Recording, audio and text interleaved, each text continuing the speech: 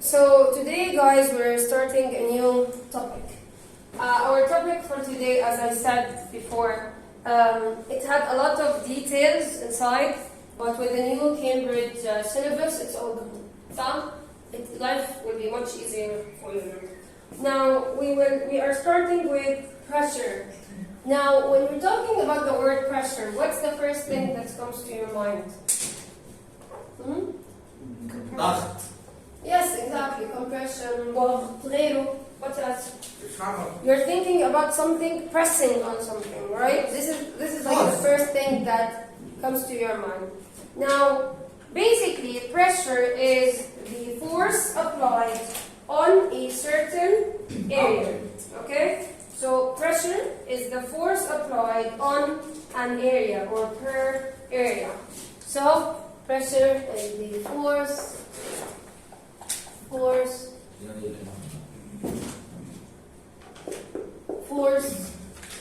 divided by area. Okay. So P, which is pressure, is force divided by A, the area. So let's go to units. What about units? Now, what is the unit for force, guys? Newtons. What's the unit for area? Meters squared. Now, the pressure is Newton per meter squared, which is usually called what? Pascal. Yes, PA. P capital, A small. We pronounce that as Pascal. Okay?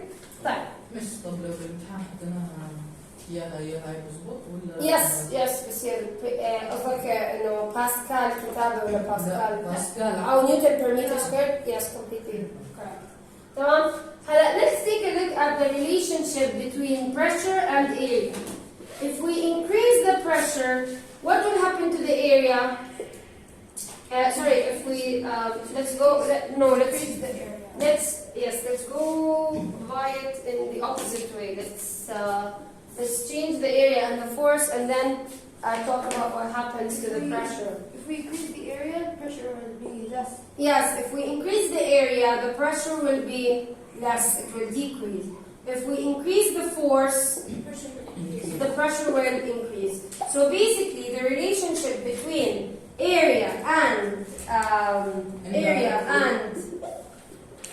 pressure is indirectly, or what do we call it? Inverse. While the relationship between force and pressure is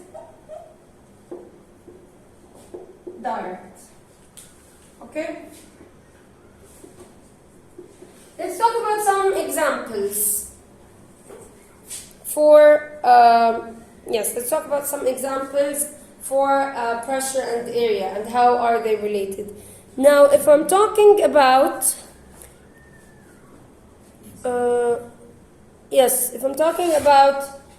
heels, for example, heels, what's happening? The area is too small, so the pressure is too big. Yeah, no, the area is too small, the pressure is too big. While in the case of an elephant, for example, the force is big, the force of the weight, but his feet are really big. They have a lot of area, so yes, we'll have low pressure. But now, another example for example, the knife. For the knife, you're applying a lot of force on a really small area, so the pressure is big, yes, or high. Now, let's talk a bit. So this is all that we have about solids, let's say. Now, let's try and talk about liquids, pressure in liquids. Now, you do have to know one or two things about liquids, specifically.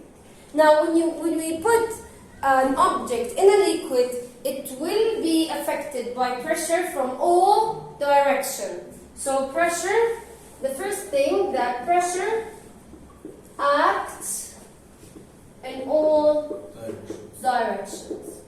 So for example, if I have this container and I have, let's say, and I have this. I have this liquid inside, and I have a ball, for example.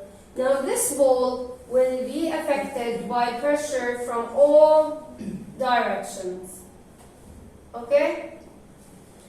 This is the first thing. The second thing is that pressure increases with depth. But please pay attention to the word depth. Depth, it is basically from the surface of the container or the water or the liquid. So depth is measured, is measured from the surface of the liquid. So, for example, if I have this measuring cylinder, and I have, here we have a hole, here we have a hole, and here we have a hole, and the liquid is just right here. Now each of these holes will produce a water jet, right? Now this will be the highest pressure, this will be a bit low, and this will be what? The lowest. Why? Because this is depth. يعني احنا ما بناخذ الدبث من bottom of the container. No, احنا بناخذها من surface of the liquid. So which one has the higher depth? A, B, or C?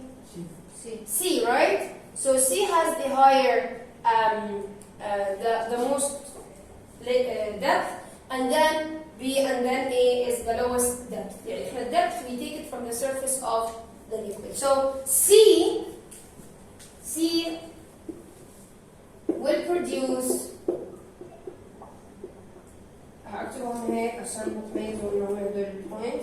C will produce the strongest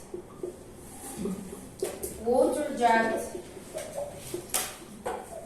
since it has the greatest depth. Pressure also increases with density.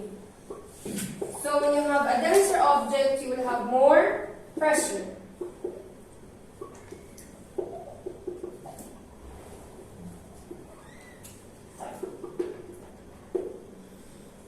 Based on all of that, we want to write a formula for pressure in liquid. So what do we, how do we write that formula? We say that the pressure in a liquid is rho GH. Now what is this rho? This is density, yes. G, what is G? G is the gravity, yes, which is 10. H, H? Height, yes, or depth. So this is density.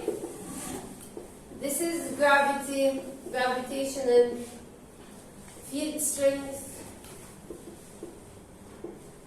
And finally, H is the depth.